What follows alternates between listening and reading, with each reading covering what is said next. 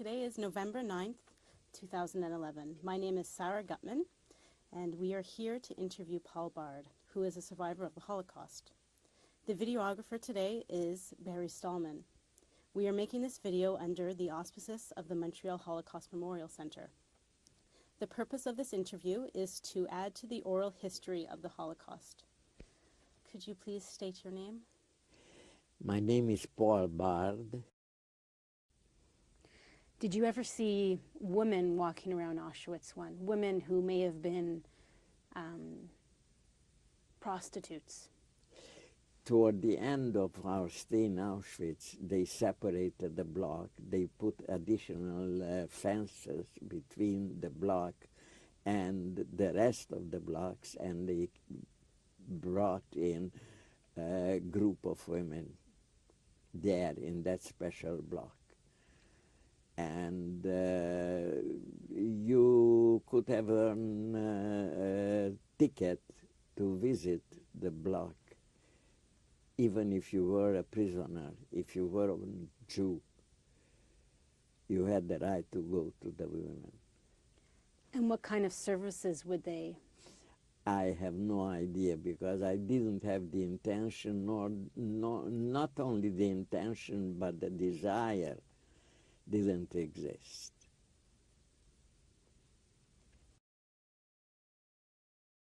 But he had a PX. And when you did good work, you got a coupon. And you could go and get some mussels in mustard sauce. In a can. Mustard sauce. Cigarettes. American cigarettes cost 4 times. Polish cigarettes cost half. Camp cigarettes, homemade, cost less. They had salami. They had bologna. They had seltzer.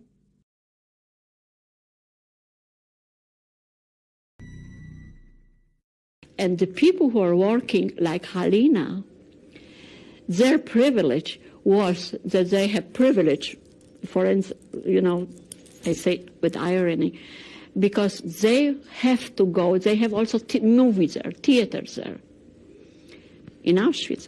And those people who have this kind of job, they have to go and see those movies.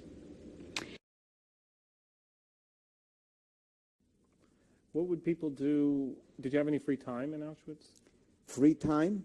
Well, after work, in Auschwitz, after work, yeah, when you finish the job, you had your supper, and you had free time. You can do What would people do? They go out of block, but other things. Sometimes they organize some concerts over there. Oh, yeah? Yeah, they Did you organize go to some? Yeah, sure. They organize the concerts. I mean, on the free stage. On the outside stage, not inside, the outside stage. They have concerts. Could you tell us about them? Sir? Could you tell us about them? Yeah, they have classical music, classical German classical. I remember one singer was a Czech, I believe. I don't remember Czech or German. They sang German classical with the orchestra, German classical song, lieder. They call it lieder, and that's also from. We Jews didn't have the special privilege to go. To concert we can go. They let you go. There's no problem. Yeah, but they let you go into the girls. How about any games? Did people make up any games or anything? I believe they have some games once in a while. I don't remember what, but they have some games. In your block? Or? Yeah, they have some games. I don't remember what. Chess? Anybody ever? Sir? Chess? Or? Something like that. Yeah, I don't remember what. They had some games. Yeah, playing cards, I guess, or something like that. Did you ever play cards? No, I never played cards. I never patient them. Was there a black market where people would trade things? I don't know about that black market. What are they going to trade? They bring over. They stole bread from the other one. That's why I know. But I don't think so about the black market. I never heard of it. Now, what work did you do with the different types of work that you did in Auschwitz? Was like I told you, in the steel warehouse in Auschwitz. In Sachsenhausen, I was,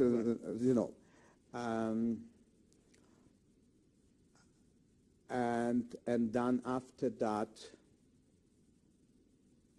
I was in the steel warehouse maybe to 1944 or so.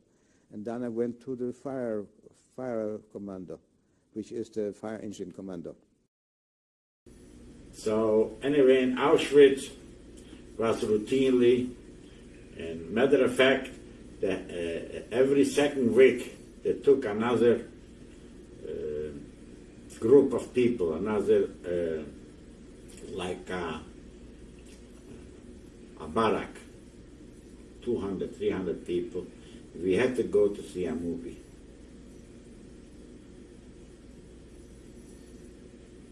We had to go to see a movie. What kind of movies? I remember the movies. So to arouse people to, you know, not sexual, even sexual, not sexual, even sexual, not sexual, even sexual. In Auschwitz, when were you fed? In the morning or in the afternoon?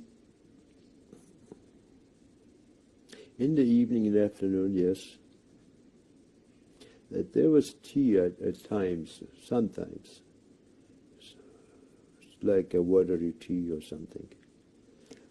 What did you do during the day in the barracks? Did people make up games or talk about things? What was going on? Right in the center of the barrack, there was like a long bench. You could sit there and play cards. There was some water, running water. You told me there was a concert in camp. Yes, there was a concert. I mean, I couldn't believe it. What's happening in the hell? There is a concert. Can you describe that to us? Well, there was a few sergeants in uniform. They made a band.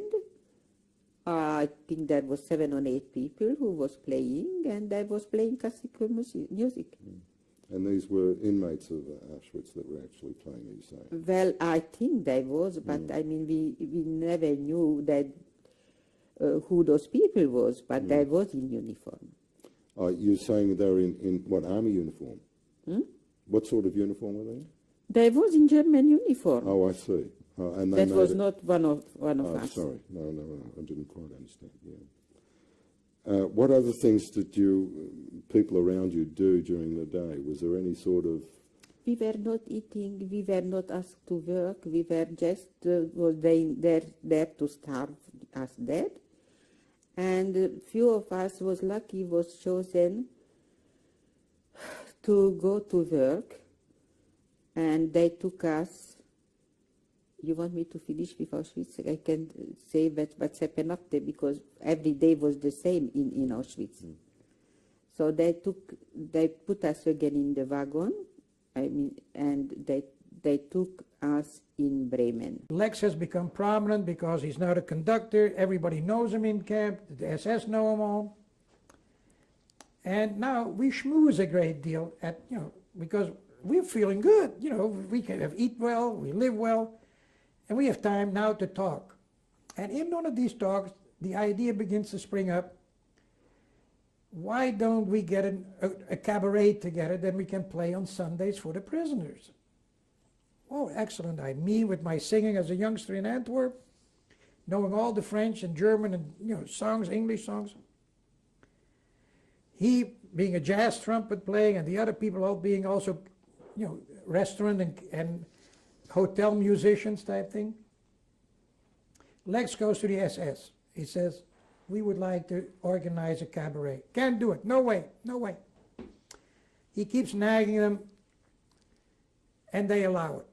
So we get together and we start, and the first thing they tell us was, number one, no political songs, no political jokes, nothing against Germany or the Führer, and that sort of crap. Strictly, as they would say now, politically correct stuff, PC. So we begin to rehearse, and I do the Charles Trenet songs, and I do the Maurice Chevalier, and I do the bantering. Could you give us a sample? No, I mean, you make, because what's interesting is we have this upper floor where we do the music in one of those blocks, and this was for the prisoners. Except that the SS came to listen to it all. They needed the entertainment as badly as anybody else. So the first couple of rows were always for them, and then the prisoners, usually mostly prominent people behind them, and then some smart alecky prisoners who knew a good thing when they saw it, who came there. And basically the bantering would deal with the day's events, or, you know, nothing that I could recall of being sarcastic, because, you know, there wasn't any money in it. I mean, all you could do is die if you're being a smart ass. But we did it. In the meanwhile, that same guy who had remembered Lex from the time that he played radio music in Hilversum. Hilversum used to be the city in Holland where all the radio stations were located, the sending station and the buildings. And so Radio Hilversum was Radio Holland, just as Radio Luxembourg was in Luxembourg City. So this guy had begun to take an interest in what Lex was doing with the group and things. He had special uniforms made for these guys and took them on gigs to different concentration camps around Auschwitz to show off what he had there. It is absolutely inane when you talk about this, but this actually took place.